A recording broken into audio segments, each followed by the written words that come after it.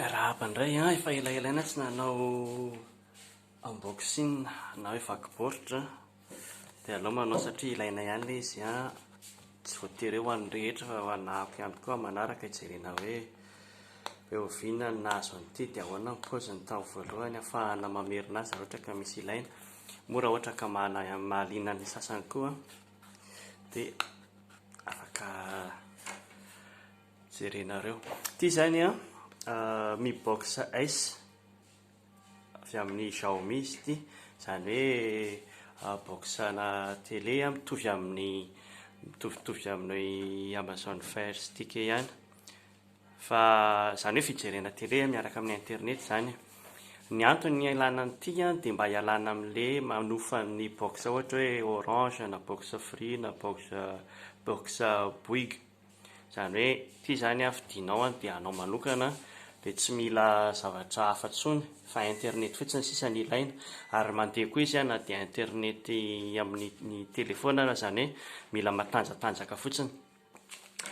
Tany amin'ny izaho moa rehefa mijery zany dia tonga dia mijery hoe amin'ny Google inona mora indrindra, dia tao amin'ny Fnac no nahitako anazy tao amin'ny Google zany nitady hoe aiza Mi Box S dia tao amin'ny Fnac no nahitako anazy mora indrindra. Dia sokafantsika ry izy zany, mila manao calcul ihany alohany hoe mahazo tombony ve raha mividy an'ity, satria mila jerevana hoe ohatrinona isam-bolana ny iofan'ilay box.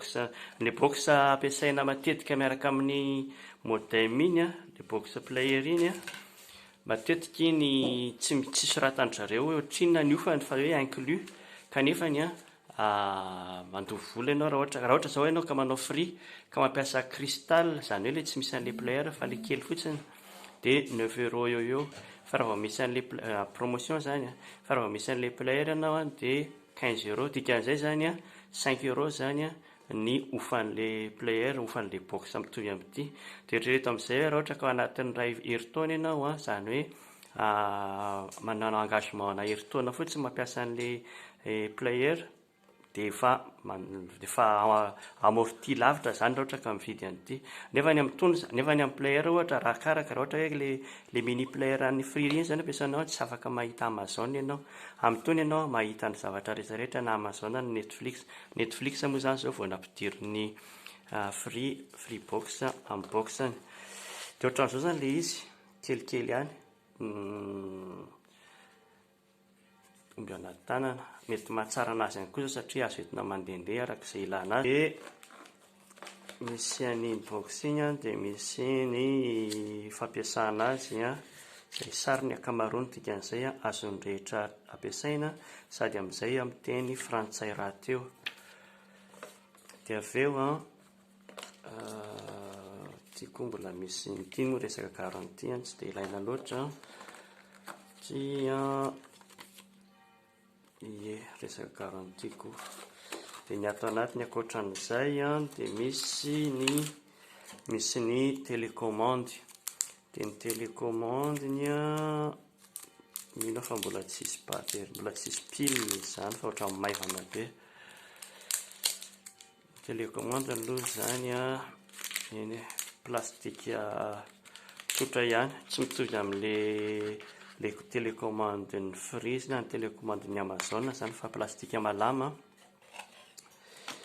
Dia misy câble HDMI miaraka aminy gratuit. Dia zany ity soratra ity hoe câble free HDMI câble, dia misy an'iny gratuit zany miaraka taminy, dia misy ny chargeurany, dia izay zany ny zavatra ato anatiny.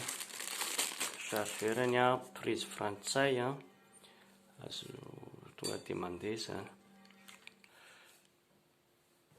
Dia rehefa dinihana akaiky zany ity boaty ity, ilay box mihitsiny zany, misy aloha plastika ihany koa, misy soratra Mi, ny habeany eo amin'ny 8x8 eo, dia